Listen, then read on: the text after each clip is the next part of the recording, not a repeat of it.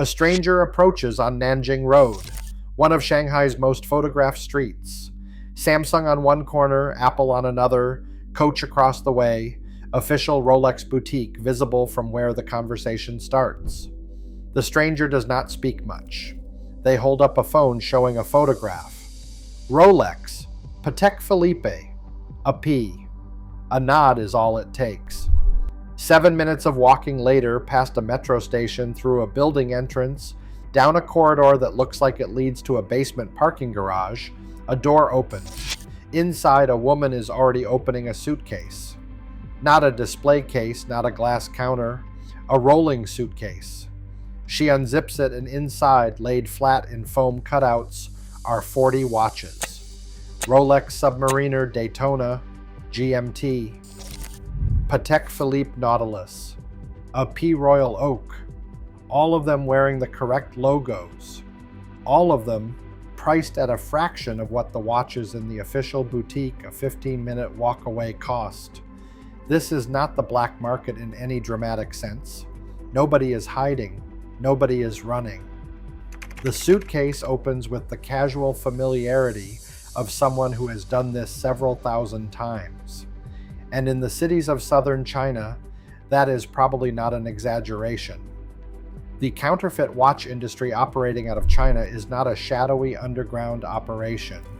It is a manufacturing ecosystem with supply chains, quality control, logistics networks, and an annual output that investigators estimate at over $1 billion globally. Rolex is the most counterfeited brand in it, and in 2026, the gap between what the top tier of that ecosystem produces and what passes for genuine at most inspection points in the legitimate gray market has narrowed enough that Rolex's legal team is dealing with a problem they have spent decades and tens of millions of dollars trying to solve and have not solved. Subscribe to the channel. It means a lot and helps keep this content going. To understand what is actually happening inside this industry, starting with the geography is essential, because the counterfeit watch market in China is not located in one place. It is a distributed network spanning multiple cities, and each node in that network performs a specific function.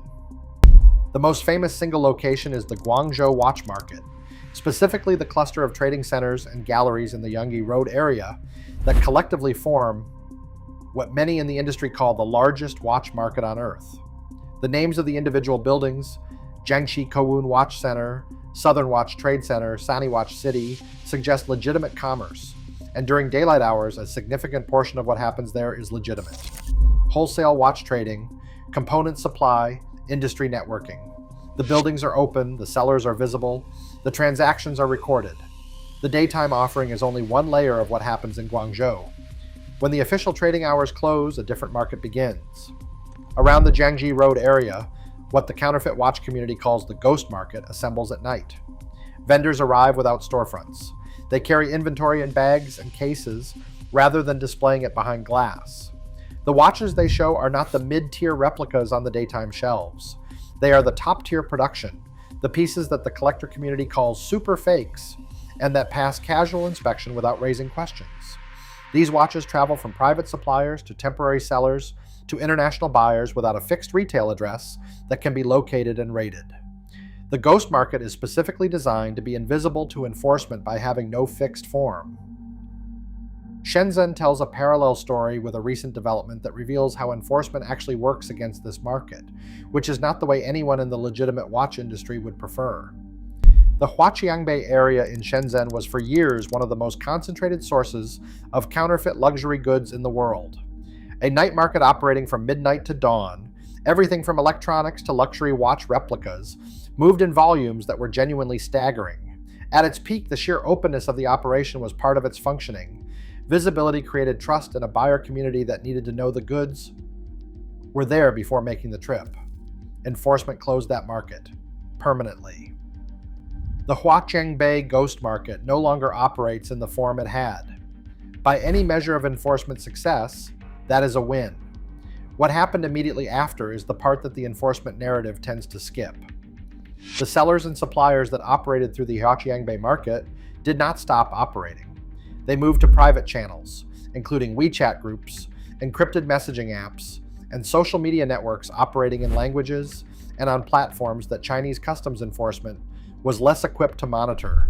The buyers who previously had to physically travel to Shenzhen to see what was available could now browse a digital catalog, select from photographs, pay through a method the seller specified, and receive the watch through a shipping channel that looked from the outside like ordinary e-commerce. The enforcement action that closed one of the most visible counterfeit markets in China did not reduce supply. It improved the distribution network. The market that operated in the open required buyers to be physically present. The market that replaced it operates globally, with no requirement for physical presence at any point. This is the core dynamic that explains why the counterfeit watch industry keeps growing despite enforcement actions. Every successful operation against a fixed, visible market accelerates the transition to distributed digital supply chains that are structurally harder to target. The industry does not get destroyed by enforcement, it gets modernized by it. Understanding the supply chain at the production level reveals why this modernization is so difficult to interrupt. A high-quality replica Rolex Submariner does not come from a single factory. It comes from a network of specialized suppliers whose outputs are assembled into a finished watch at a separate facility, often by people who have no knowledge of where any specific component originated. The case blank comes from one CNC machining operation. The bracelet comes from another. The dial is printed and treated at a third facility. Some dials are deliberately aged using chemical processes to create the patina associated with vintage references, which is its own specialized skill. The crystal is sourced separately. The movement comes from a movement manufacturer who may supply both the counterfeit market and legitimate micro-brand watchmakers simultaneously, because the movements themselves are not branded and their destination determines their legal status, not their manufacture. The final assembly happens in a workshop that receives all these components from anonymous suppliers and produces a finished watch. That workshop may employ workers who understand they are assembling replicas, and may employ workers who have no specific knowledge of the finished product's intended use. The fragmentation is structural. Any single node in the chain that gets raided produces a criminal case against the people physically present at that node, and does nothing to the rest of the chain, which routes around the disruption within weeks. This is not a unique organizational innovation. It mirrors the supply chain fragmentation used in every industry that has faced sustained enforcement pressure over time. The counterfeit watch industry in China has had decades of enforcement pressure and has had decades to optimize its supply chain for resilience against exactly this kind of disruption. The quality that this supply chain produces at its highest tier is the point the legitimate watch market has not yet fully absorbed. There is a common assumption in the watch community that the distinction between genuine and fake is obvious to anyone with knowledge and experience.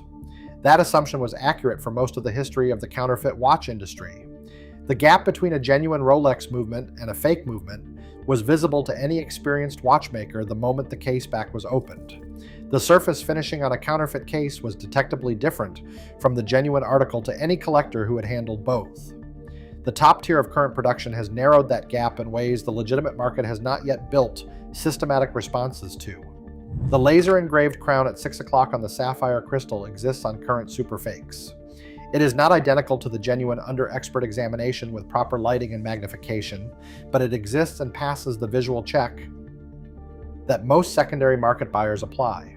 The rehaut engraving approximates the correct font and depth closely enough that casual inspection does not flag it.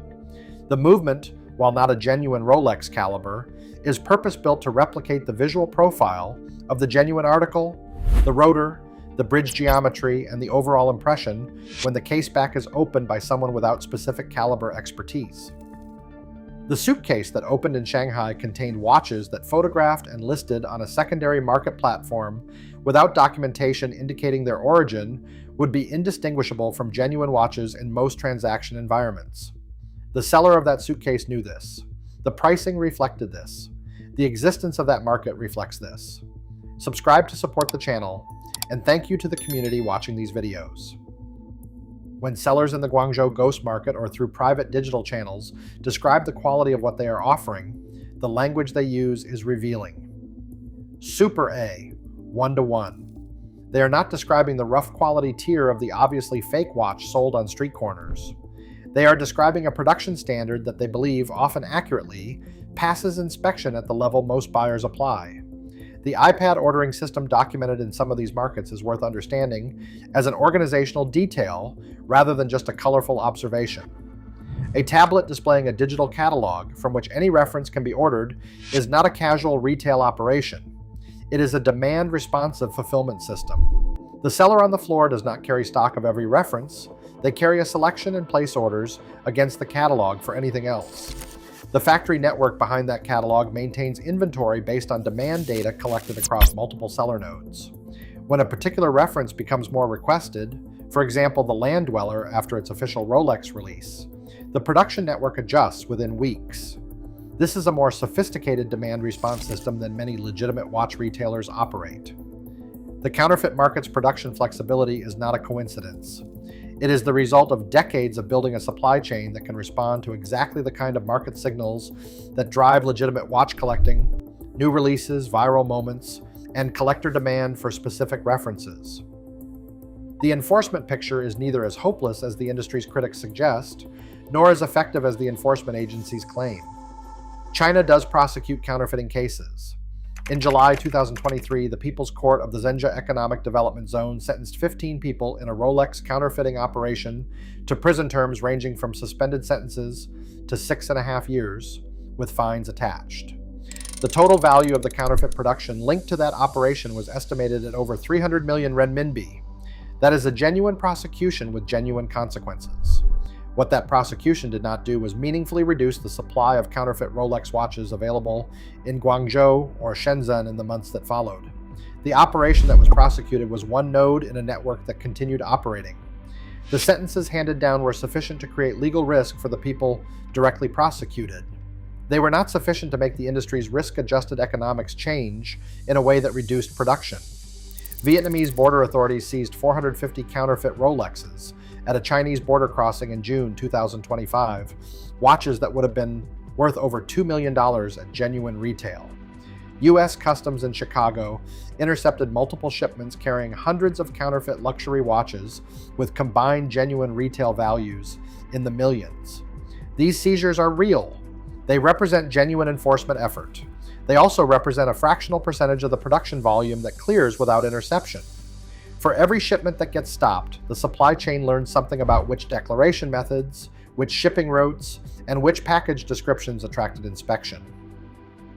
The enforcement and the supply chain are in a feedback relationship that the enforcement is not winning.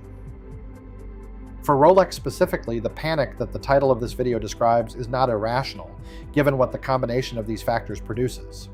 Rolex has spent decades and enormous resources building an authentication system, the laser crown, the rehout engraving, the NFC documentation for recent watches, the authorized dealer network with formal authentication processes designed to give the genuine watch market a reliable way to distinguish Rolex products from imitations.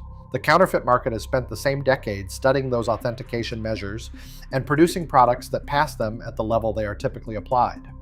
The result is that the secondary market for genuine Rolex watches, the gray market that allows collectors to buy and sell without going through authorized dealers, is now operating with contamination it cannot reliably identify. Genuine watches are being discounted because buyers cannot be certain they are genuine. Dealers are absorbing the cost of authentication failures. The premium that genuine Rolex watches command on the secondary market is partially a premium for authenticity, and that premium is eroding as confidence in secondary market authentication erodes. The brands whose designs are being copied cannot fix this alone.